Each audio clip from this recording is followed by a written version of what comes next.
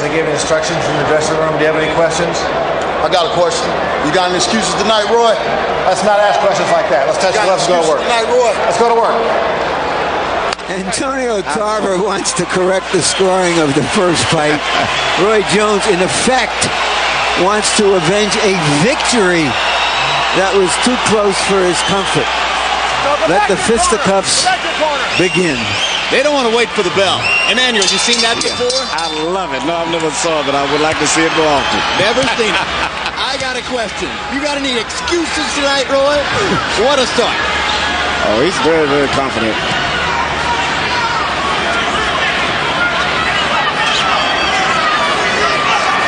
One thing Jones told us in a meeting yesterday, he said, you know, you never saw Tarver with his back to the ropes last November. That was because I was too tired.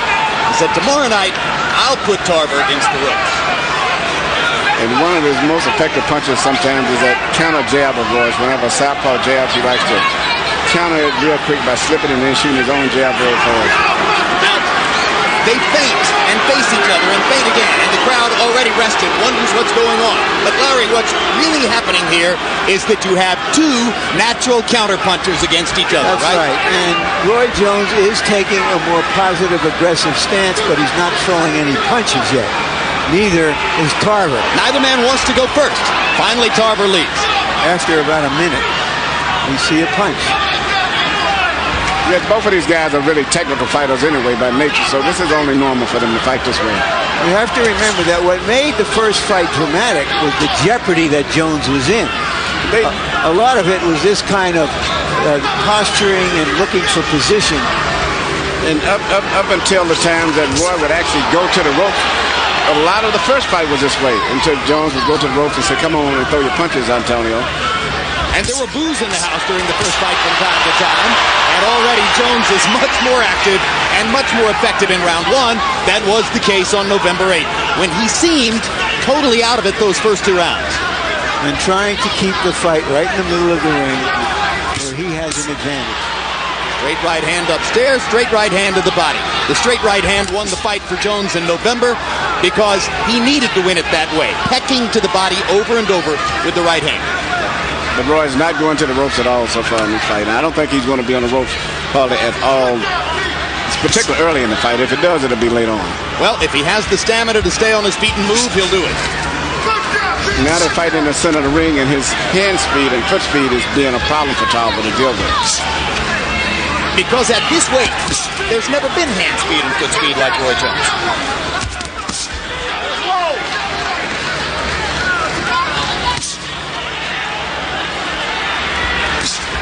Tarver hadn't gotten off really, and Jones is landing his right hand.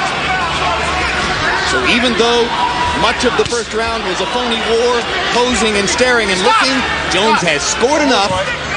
He's scored enough to win the round, possibly, but he hasn't really been able to penetrate or find a style yet that can penetrate through Tarver effectively. Tarver lands a right hand. Good right jab. And another Tarver jab, and Jones answers with a hard right hand to the body as round one comes to a close. All right, baby. That's what I want. Just keep the control. Keep the control. Put it in the middle. Keep the control. Keep your feints going. Keep your feints going. Okay? Yep. The joke ain't coming to you. Let's keep him going back. You see what he's trying to do, right? Okay. Now let's get that jab working. But do me a favor, though. You got to stay low. Okay, now remember now, he's going to try uppercuts as well. So when you get low on the inside, you got to spin out of there. Okay? Let's get that jab working. Don't reach with the left hand yet, Antonio. Okay. Okay? Don't reach it. Relax. Okay. Relax, baby. Relax. It's only round one. Let's get that jab working now. Okay, let's get the jab going. Keep him going back. Just keep dictating to him. You'll be able to land some shots. Way to work.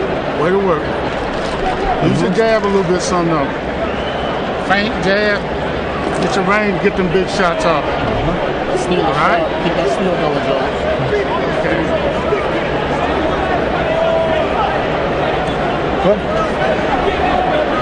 Don't give him much respect. Okay, when he's backing you up, stay low. Stop using that word, respect me. Okay, baby. So you know what you do? Then let's go out there and get yours. It's your world. Then go get yours, baby. Okay? Let's go get yours. Okay? Same as the last fight, ain't nothing different. Okay? He's just trying to bully you. Okay? We ain't here for that. Okay, baby? Stay low, keep that jab working now. Jones's good friend Derek Smoke Gaynor is seated in round 2. Between rounds, after listening to Alton Murchison, Jones nearly craned his head all the way out between the ropes to listen to whatever it was Gaynor had to say. So evidently he has a lot of respect for Gaynor. It's interesting, Murchison has been with Roy throughout his entire career, and that's really rare today. It means about going on those 16 years almost. Well, Roy Jones has been very loyal to people who work for him and to his friends. He's a good man, and he's helped a lot of boxers down there in his town. And in addition, he's one of the few guys that continually contributes a lot to helping Joe McClellan. He's been the chief benefactor to McClellan, who has been in distress ever since his 1995 fight with Nigel Benn.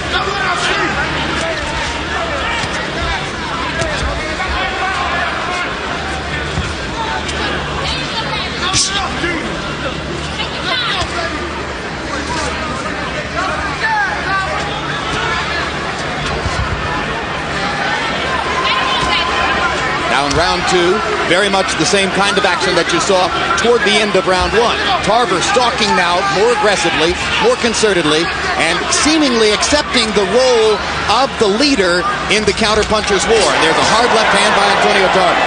Jones tries to come back with a right to the body and a right upstairs and another right to the middle of the belly. You know, it's interesting. I'm watching Tarver. He seems to still be giving Roy problems. Roy has not found a way still to get a sustained attack against him. And down goes Jones on a hard left hand. And that is the most that Roy Jones has ever been hurt. Only Lou DeVal ever knocked him down. Jones may not get up. And he makes it up. It's over. Jay Lady stops the fight. And Jones is still on Clear Street. And that's amazing. What a statement by Antonio Tarver. One big left-hand shot. He said, what excuses do you have tonight, Roy? No excuses.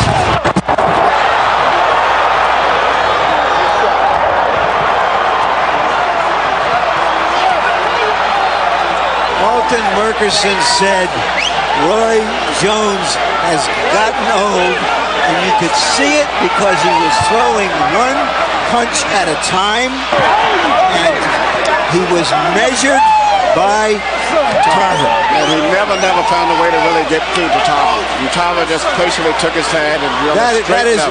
That is the first time in his career he's really been hurt. He's gone down before one time, but there was a perfect left hand. Roy never saw it coming. Roy is out.